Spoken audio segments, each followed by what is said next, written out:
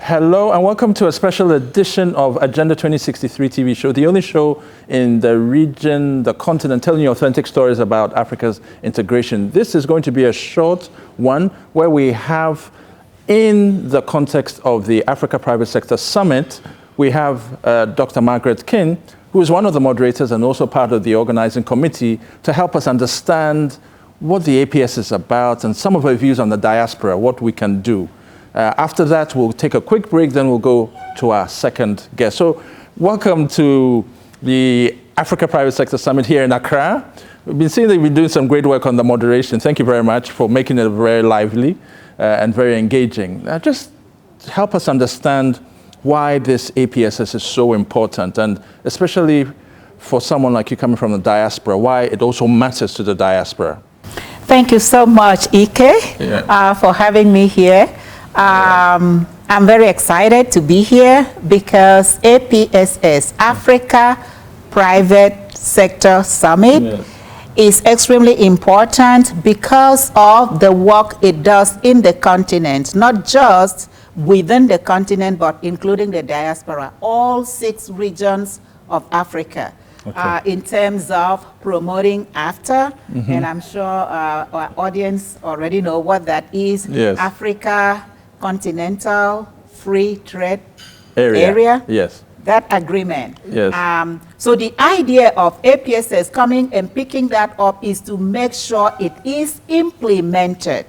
We've had a whole lot of talks in Africa, and we're good at it, okay? We're good at that. But APSS comes alongside to make sure we walk our talk. We are able to implement what we said we're going to do and make it mutually beneficial to folks who hear about it and folks who already know, whether it is in the policy sector or whether it is in the private, and whether it is a top, a middle, a bottom, that everyone benefits from after.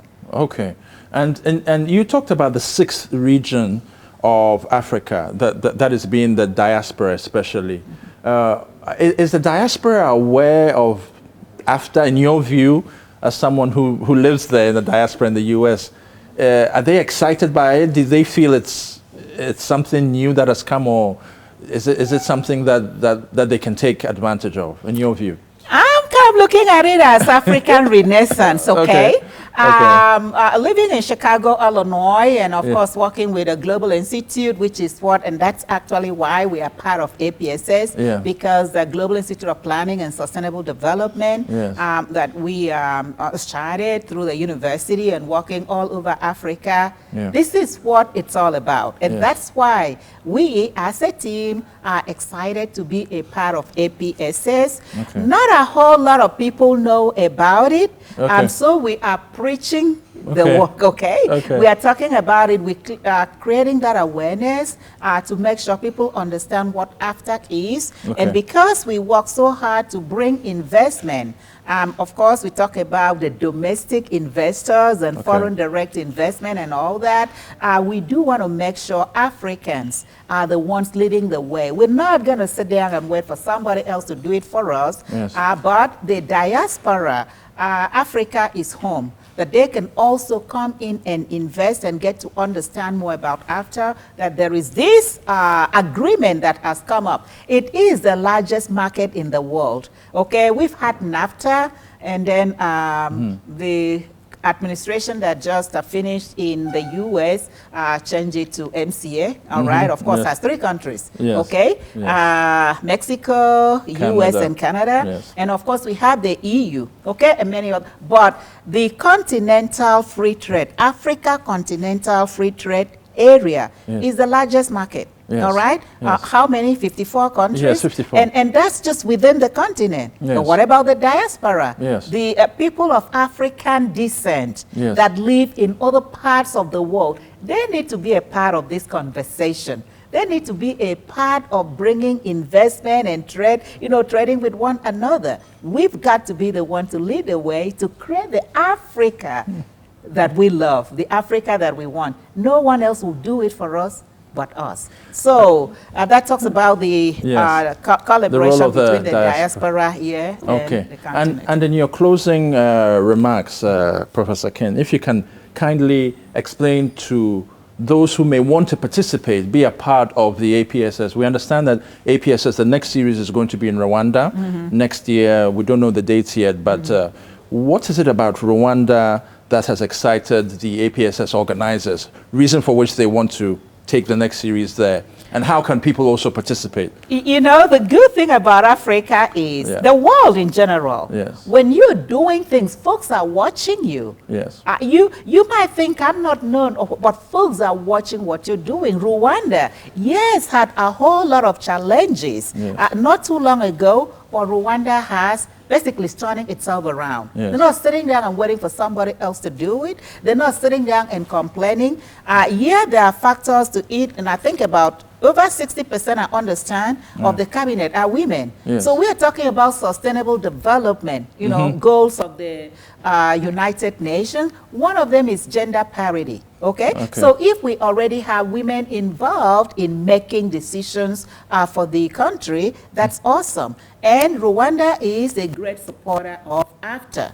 All right? Remember when we did it in Series 1, which was focusing on creating an enabling environment. Yes, and righting the business wrongs. Righting the business wrongs, okay? Yes. We sought out for presidents of African countries that are supporting trade.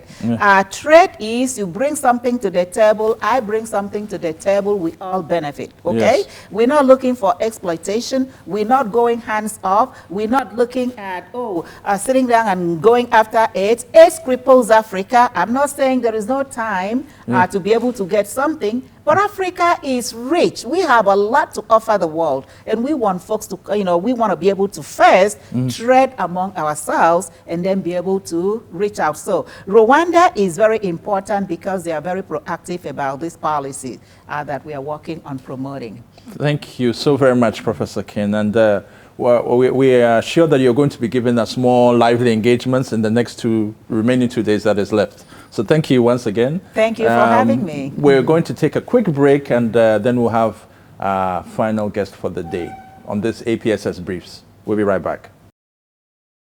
Welcome back from the break. We just had Professor Margaret King telling us about the diaspora and why Rwanda is chosen, and some very important things for our special APSS Briefs. But for the second guest, we have Nzambi Matee. Sorry for crucifying your name. Help me pronounce it better. Nzambi Matee. Nzambi Matee. That's beautiful. Nzambi, you're from Kenya. Jambo.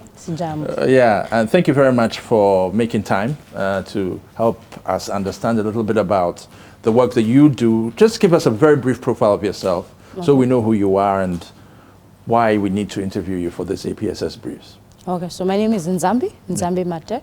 Okay. I'm a founder of Jijenge Makers Limited, also an inventor and an innovator within the space of both industrial production space and mechanical engineering space.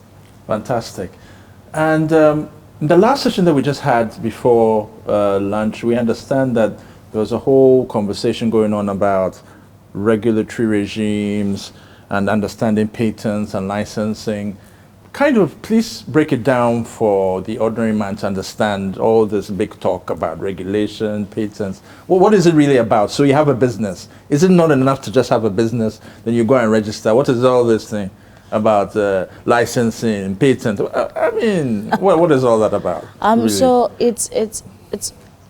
it's one thing to have a business, it's another thing to have an invention and an innovation. Okay. So just to give you a quick intro, it's so we have different thinkers in whatever space. Okay. Now in this context, you have thinkers who make and create things, and things that ideally speaking are towards the use of human interaction, or rather something that helps a human being in any shape, form or size. Yeah.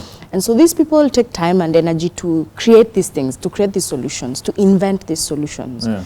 And then after they've done all that nice jazz, this solution is then tested in the market and it proves to be working, proves to be solving a problem. Yeah. It is only fair that this individual needs to be compensated for the element of time, effort and resource that he has put to developing and creating that solution. Okay. And that's where, ideally speaking, a patent would come in.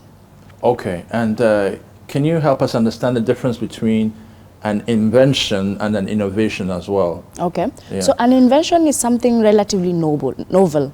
Okay. So novel in the context of it's been done, it has never been done in that way. Okay. Yes, I know in different books of religion they say there's a very common line, especially in the Bible, there's nothing new under the sun. Yes. And that's true. There's actually nothing new under the sun. But what is new is the perspective. Yes. How you see it. How do you approach that solution? Yeah. Now that's novel. And so that's what an invention is. Yeah. Now innovation is finding a solution that has been tried, but now changing it within the normal context to just give it a different twist. But you're not moving or adding something that has never been done before. It's just finding a better and easier way of solving that problem. So once an innovator and an inventor come together and decide to register a business, there are certain steps that they need to take. And then, of course, they need to make sure that their ideas are protected. That's where the patent comes in, right? Yes. What would you recommend for the innovators and inventors out there, and even the ordinary people who have ideas? Yes. As someone who works who is a professional in that field, what would you recommend up-and-coming entrepreneurs, for example, begin to do to protect the work that they are doing? Some of them along the way will invent something, some of them will along the way innovate.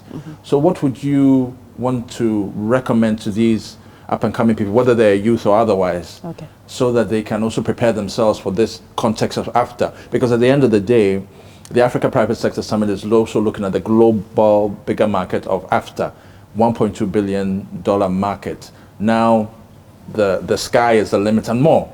So it means that scaling their businesses up is going to be, it's even daunting. Yes. What are some of the small steps that you would want to recommend to those listening? So the first one is actually doing something. Yeah. Develop the solution. Okay. So finding a solution to a problem. Yes. Okay. And develop it.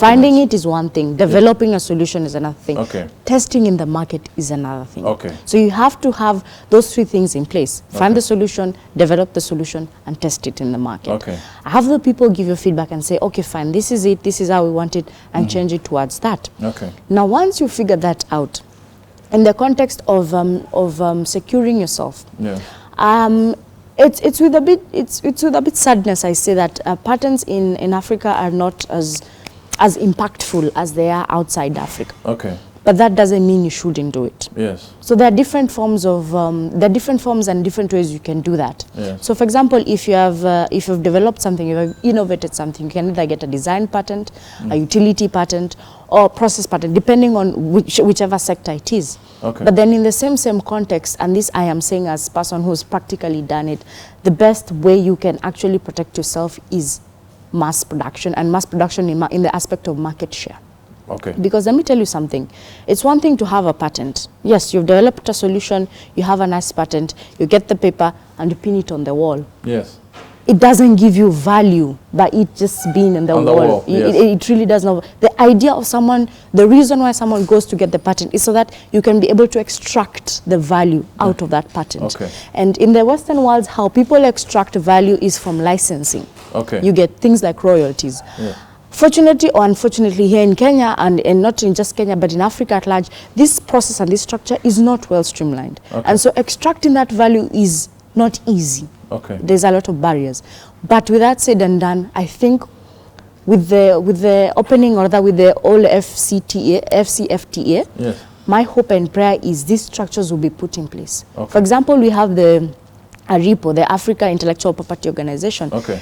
That ideally speaking, if when this framework comes in place, hopefully it will get strength, or rather to be strengthened, okay, to not only provide the patents in an affordable manner, because I can tell you right now, getting patents in Africa, the prices are astronomical. Okay. Like it doesn't make sense. And to make me even matters worse, the value you get out of the amount of money you invest is not worth it. So if we can get these measures put in place, and then another thing people need to know is getting a patent is one thing, enforcing a patent is another thing altogether. Okay. So once the EFCFTA is put in place and strengthens the organizations such as ARIPO, then put also measures to strengthen and enforce patents. Because patent infringement in Africa is piece of cake. I don't even have to struggle. Okay. I just snap of a finger, and there are ways to maneuver. So we need to close all those loopholes. And finally, in your closing remarks, what are your own expectations of APSS and where it wants to go, given that the next series is going to be in Rwanda? What are some of the things that you'd like to see it take as it prepares for Rwanda? I think we have discussed, and some good suggestions and opinions have been put in place. Yes. So I think the first thing will be hopefully put in place ideas, and not just ideas, but hopefully have these ideas put in a format where, in a framework where they can be implemented. Because, and this I'm speaking as a Kenyan and in the African context, we make really good frameworks, we make really good policies, but we kind of have a challenge implementing them.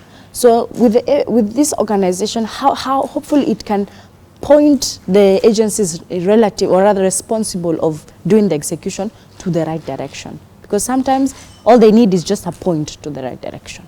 All right. Thank you very much, Sami. Thank you so much. And we hope to have another interaction with you on this APSS Briefs, hopefully before the conference ends. Thank you, and have yourself a good day. Good. All right. So this comes to an end.